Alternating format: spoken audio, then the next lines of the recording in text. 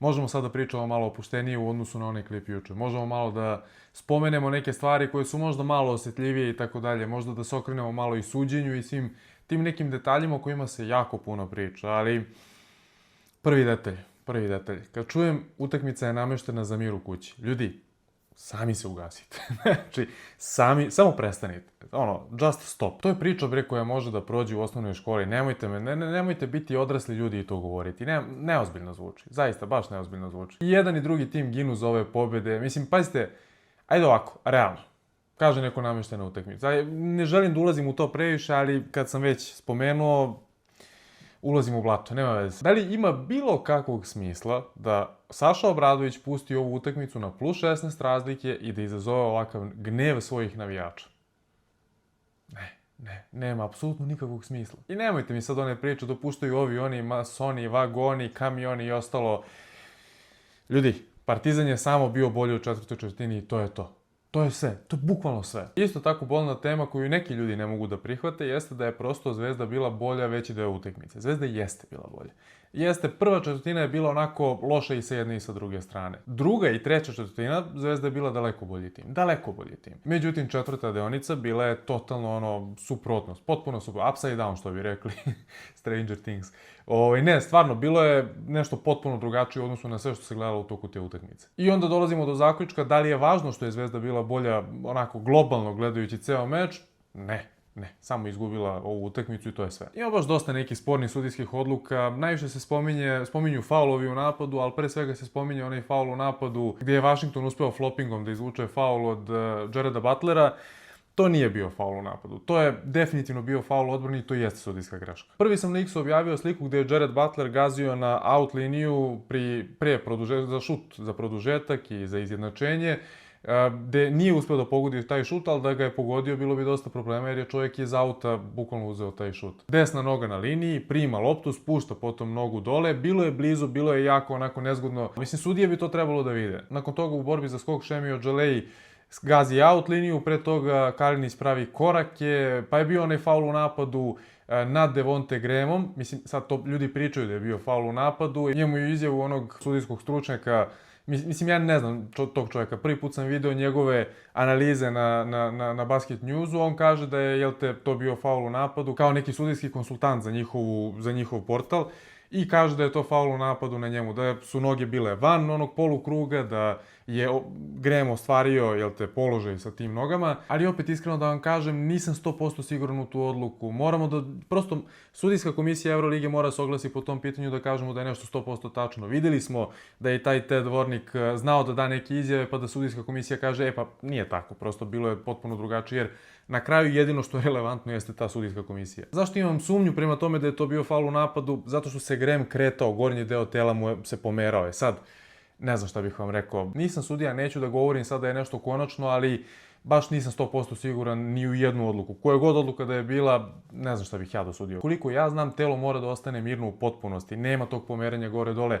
Onako je delovalo kao da Graham juri da nađe gde je taj Rick Jones da bi izvukao taj faul u napadu. Više mi je tako delovalo nego da je bio nešto miran, da je to čist faul u napadu. Jordan Nwora se pobunio, za ono što kad je krenuo u dribling, udarila je lopta u nogu Tyreka Jonesa i mislim da je to okej, legitimno. Sad da li je napucana, da li nije napucana, mislim da nije bitno kada lopta udari donji deo ispod kolena, da generalno se to svira kao noga i da se daje novih 14 sekundi za napad, ali vi generalno kad pogledate dosta grešaka je bilo, jako puno grešaka i to što sam ja sad spomenuo su uglavnom neke, odluke koje su se spominjale po društvenim mrežama čisto da pričamo o tome, ali bilo je toliko jako puno grešaka i sa strane i od prve četvrtine, od samog početka utakmice gde sudije su sve gore i gore. I ono što nekako ja lično stičem kao utisak jeste kao da sudije, kada dođe recimo, ne znam, neka ekipa na plus nešto, da ako je ta utakmica marketinški interesantna, da je u interesu Evrolige da se to spusti na izjednačenje. Ili su prosto ekipe toliko opuste i toliko su van bilo čega da samo ode sve. U ovom slučaju Crvene zvezde mislim da je Zvezda ispustila tu prednost zbog svojih grešaka. Znači da ne bude sad kao sudije, stvarno mislim da sudije nisu uticale na ovaj meč generalno, Ali kažem, mislim da je ovde Zvezda izgubila zbog svojih grešaka. Toliko grešaka od nekoliko igrača. Pre svega Devonte Graham koji je pravio i faul na šutu, gubio lopte, Cody Miller-McIntyre koji uspori napad, ne može da reši ta preuzimanja, ne može da reši ništa. Znači, mnogo tih nekih grešaka tih igrača se desilo i prosto nismo videli jednu Zvezdu koja u sporijem ritmu je morala da je reaguje pametnije. Videli smo Zvezdu koja je bila toliko zbunjena u nekim trenucima da su igrali po 20 sekundi napada, u posljednje 4 sekunde pokušavaju da nađu rešenje. Mislim, to ok, lepo je u teoriji, ali ne može tako. Na kraju krajeva bilo je nekih situacija gde se moglo jasno videti da pri šutu igrača Partizana nije viđena ta agresivnost igrača Crvene zvezde kao što je bilo u trećoj deonici, gde čak i jedan Šemio Dželej koji je stvarno poznat po toj agresivnosti i fantastičnoj odbrani, nije bio taj koji prvi izlazi i igra ono, bukvalno kontakt igru neku, nego maltene ono odalje se pusti neki prostor protivničkom igraču i kao ok, ja sam odigrao odbranu. Mislim, od svih igrača Crvene zvezde je to viđeno. Prosto nije, falila je ta neka iskra. Ipak ono što je ostalo najbitnije od Sokoljić jeste našao neku, ajde da kažemo, dobru petorku za završnicu utakmice, naše igrače kojima će da veruje i neće se svima svidjeti što ću ovo reći, ali ono, što kaže, ne zanima me.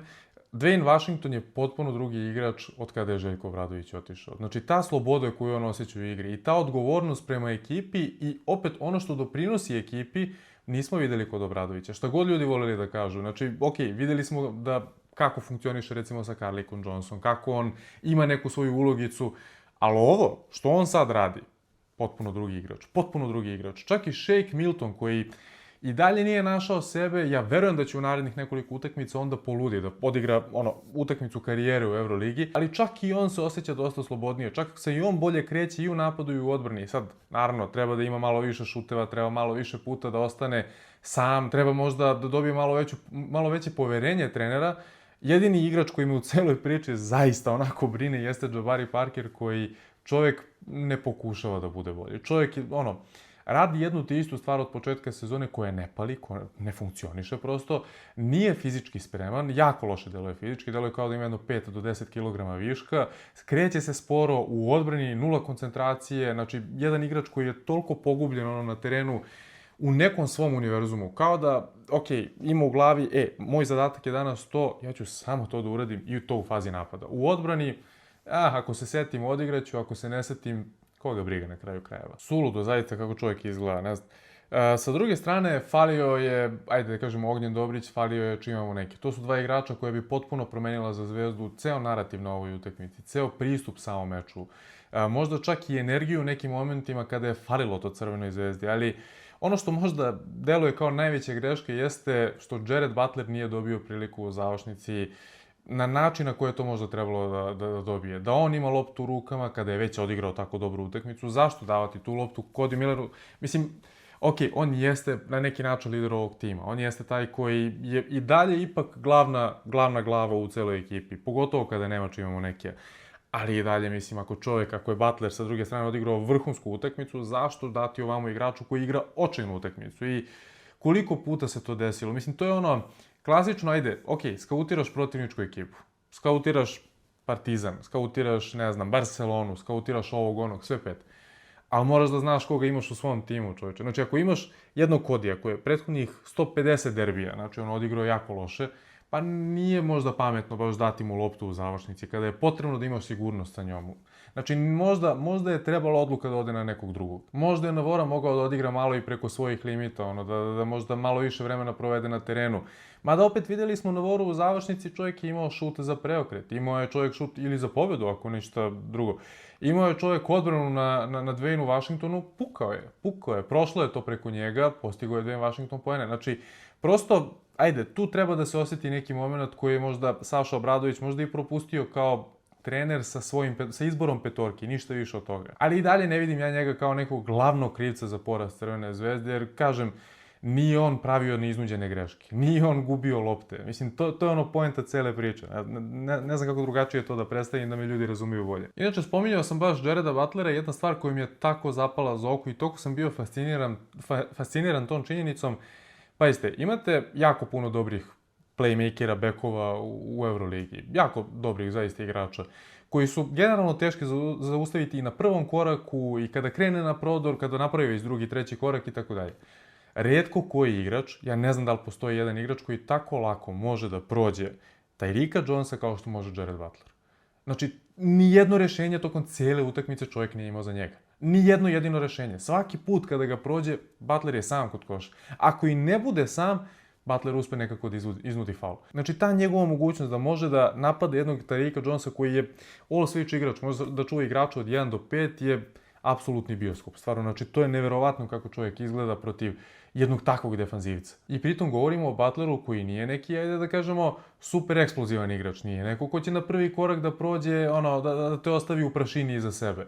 Ne, to je igrač koji ima samo dobar dribling, dobro čitanje, kretnje odbrambenog igrača i onda reakciju, brzu reakciju. Znači na tu neku sitnicu, na taj neki instinkt, on uspeva da dobija Tyreeka Jonesa konstantno.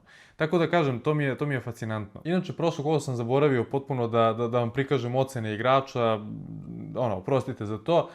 Ovo su ocene igrača za prošlo kolo i za jedan i za drugi tim. Ako vas zanima da pogledate detaljno, pauzirajte, a ovo su ocene igrača za ovo kolo, za ovaj večiti derbi. Kao što možete vidjeti, prosek Partizana u ovoj utakmici je bio 6,3, dok je Crvene zvezde 6,7. Zvezda generalno jeste odigrala bolje, Partizan je dobio. Tako da, u principu, to jeste, ajde, neka pouka ovog klipa. Nije pouka klipa. Pouka klipa je prosto da svašta je moguće u derbijima. Ništa nas ne smije iznenaditi i to je prosto vas da bilo tako i vas da će biti tako. Ovo je 5 najboljih igrača tokom ove sezone i kao što možete primetiti, nijedan igrač nije ispod sedmice, svi su sad na proseku 7. Igrači Partizana su se popravili u nekoliko prethodnih utakmica.